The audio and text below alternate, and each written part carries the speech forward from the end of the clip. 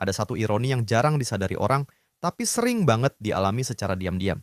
Orang yang paling peduli biasanya bukan yang paling vokal, tapi yang paling sibuk di dalam kepala.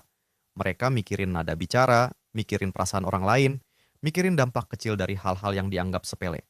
Dunia mereka berjalan lebih dalam, dan itu bikin mereka cepat lelah tanpa sadar. Di awal, kepedulian ini terasa seperti kelebihan. Lu ngerasa berguna, ngerasa punya nilai karena bisa hadir buat orang lain. Lu jadi tempat cerita, tempat aman, tempat balik ketika orang lain capek sama hidup. Tanpa sadar, identitas lu mulai dibangun dari seberapa besar lu bisa menampung beban orang lain. Masalahnya, kepedulian yang enggak dikasih batas pelan-pelan berubah jadi pintu masuk kehancuran. Bukan karena lu salah peduli, tapi karena lu lupa satu hal penting. Diri lu juga punya kapasitas. Dan saat kapasitas itu dipaksa terus-terusan, yang hancur bukan dunia, tapi lu sendiri. Satu, kebiasaan mengabaikan diri sendiri. Orang yang paling peduli jarang sadar kalau mereka sedang mengabaikan diri sendiri. Mereka terbiasa menunda perasaan, menahan capek, dan menormalisasi luka kecil yang datang berulang. Semua demi satu alasan sederhana. Jangan sampai orang lain merasa terganggu oleh kondisi mereka. Lu mungkin sering bilang ke diri sendiri kalau semua masih bisa ditahan. Kalau capek itu wajar, sedih itu nanti aja, dan kecewa itu urusan belakangan. Yang penting, sekarang orang lain baik-baik aja. Dan kalimat itu diulang terus sampai lu lupa kapan terakhir kali lu beneran dengerin diri sendiri. Di titik ini, kehancuran nggak datang sebagai ledakan. Dia datang sebagai kehampaan. Lu tetap berfungsi, tetap hidup, tapi nggak benar-benar hadir. Dan yang bikin nyesek, hampir nggak ada yang sadar karena lu terlalu jago kelihatan kuat. 2. Awal mula sikap bodoh amat. Sikap bodoh amat jarang muncul tiba-tiba. Dia lahir dari kelelahan yang terlalu lama dipendam, dari empati yang diperas sampai kering, dari pengertian yang terus diminta tanpa pernah benar-benar dibalas setimpal.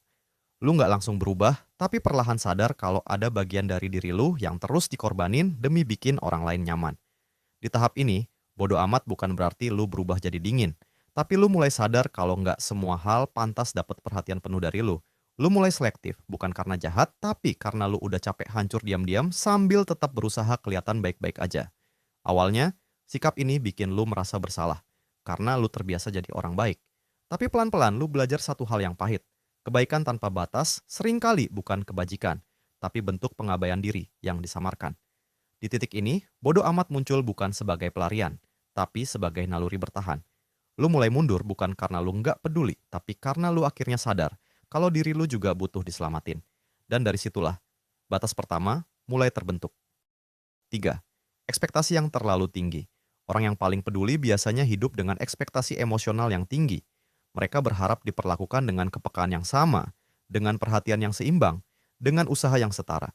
Tapi dunia jarang berjalan seadil itu. Saat ekspektasi nggak ketemu realita, lu mulai mempertanyakan diri sendiri. Ngerasa kurang, ngerasa berlebihan, ngerasa terlalu sensitif. Padahal yang salah bukan perasaan lu, tapi asumsi bahwa semua orang punya kedalaman yang sama. Bodoh amat di sini muncul sebagai koreksi. Bukan buat mematikan rasa, tapi buat menurunkan harapan ke level yang lebih manusiawi.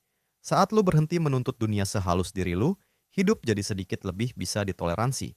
Dan saat ekspektasi itu turun, bukan berarti lu kalah. Justru disitulah lu berhenti kecewa berulang kali oleh hal yang sama. Lu berhenti berharap secara buta dan mulai berdiri di atas realita. Bukan ilusi tentang bagaimana seharusnya orang bersikap. 4. Capek yang nggak kelihatan. Ada jenis capek yang nggak bisa disembuhin cuma dengan tidur atau libur sebentar. Capek ini nempel di cara lu mikir, di respons lu ke orang, dan di cara lu menahan diri setiap hari. Ini capek karena terlalu sering mikir perasaan orang lain, tapi jarang dikasih ruang buat ngerasain perasaan sendiri dengan jujur. Orang yang paling peduli sering hidup dalam mode siaga emosional. Mereka selalu siap nangkep perubahan kecil, siap nenangin, siap menyesuaikan diri. Karena terlalu sering siap, tubuh dan pikiran mereka lupa rasanya benar-benar istirahat. Capek ini sering dianggap biasa, bahkan oleh diri lu sendiri. Lu terbiasa ngabaikinnya karena ngerasa masih bisa bertahan sedikit lagi, tanpa sadar kalau sedikit lagi itu udah kejadian berkali-kali. Sikap bodoh amat mulai muncul sebagai bentuk kelelahan yang akhirnya diakui. Bukan karena lu malas peduli, tapi karena lu sadar kalau terus memaksakan diri cuma bakal ninggalin versi diri yang kosong.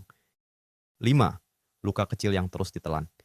Kehancuran jarang datang dari satu kejadian besar yang dramatis. Biasanya dia hasil dari luka-luka kecil yang terus dikumpulin tanpa pernah diselesaikan. Kalimat yang nggak dijaga, sikap yang disepelekan, dan perasaan yang dianggap lebay karena lu terlalu peka. Orang yang peduli hampir selalu punya alasan buat orang lain. Mereka maklumin, mereka pahami, mereka tahan.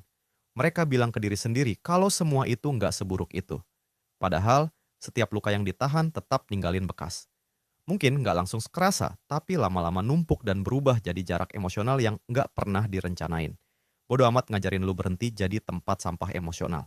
Bukan semua hal harus ditampung, dan bukan semua orang pantas dapat ruang di kepala lu. Kadang, melindungi diri berarti berhenti memberi penjelasan yang nggak pernah benar-benar didengar. 6. Harapan yang nggak pernah diomongin. Orang yang paling peduli jarang terang-terangan berharap, tapi harapan itu selalu ada. Harapan kecil kalau kepedulian mereka dirasain, kalau usaha mereka dilihat, kalau keberadaan mereka dihargai tanpa harus diminta. Masalahnya, harapan yang dipendam lebih berbahaya dari yang diucapkan. Karena saat harapan itu nggak kejadian, lu nggak bisa protes ke siapa-siapa. Lu cuma bisa nyalahin diri sendiri. Lu mulai nanya, kenapa rasanya selalu lu yang lebih peduli, selalu lu yang lebih usaha, selalu lu yang akhirnya kecewa. Dan pertanyaan itu nggak pernah dapet jawaban yang bikin lega. Bodo amat di tahap ini bukan bentuk keras kepala, tapi bentuk sadar diri. Lu mulai berhenti naruh harapan di orang yang nggak pernah niat memenuhi. Dan di situ, lu belajar berdiri tanpa bergantung pada validasi siapapun. 7. Kehilangan arah dan identitas. Terlalu lama peduli keluar bisa bikin lu pelan-pelan kehilangan arah ke dalam. Lu lebih sibuk jadi versi yang dibutuhin orang lain, sampai lupa siapa diri lu saat sendirian. Identitas lu dibentuk dari fungsi, bukan dari keinginan. Orang kenal lu sebagai pendengar, penolong, atau penyangga emosi. Tapi jarang ada yang nanya, lu sendiri lagi butuh apa? Dan yang lebih parah, lu juga berhenti nanya itu ke diri lu sendiri. Lu terbiasa menyesuaikan diri sampai suara lu sendiri jadi samar. Keinginan lu nggak hilang, tapi tertimbun oleh kebutuhan orang lain yang selalu didahulukan. Sikap bodoh amat membuka ruang yang lama ketutup. Ruang buat dengar suara sendiri tanpa gangguan. Di fase ini, hidup mungkin terasa lebih sepi, tapi sepi yang jujur. Sepi yang akhirnya bikin lu nemu diri lu lagi. 8. Menjaga diri tanpa jadi dingin. Pada akhirnya, sikap bodoh amat bukan tentang menjauh dari dunia, tapi tentang ngatur jarak yang aman. Tentang tahu kapan harus hadir sepenuhnya, dan kapan harus mundur tanpa perlu pembelaan panjang. Ini bukan pelarian, tapi bentuk kesadaran. Orang yang paling peduli hancur bukan karena mereka salah mencintai atau salah peduli. Mereka hancur karena terlalu lama lupa bahwa diri mereka juga perlu dijaga. Mereka ngira bertahan berarti terus memberi, padahal kadang bertahan berarti berhenti. Berhenti menjelaskan, berhenti memaksa, dan berhenti menyalahkan diri sendiri. Kalau lu sampai di titik ini bukan tanda lu berubah jadi dingin. Ini tanda lu akhirnya belajar bertahan dengan cara yang lebih dewasa. Tetap punya hati, tetap bisa peduli, tapi nggak lagi membiarkannya dihancurkan. Dan kalau video ini terasa kayak lagi ngomongin hidup lu sendiri, mungkin sekarang waktunya lu berhenti. Jadi segalanya buat semua orang, dan mulai cukup buat diri lu sendiri.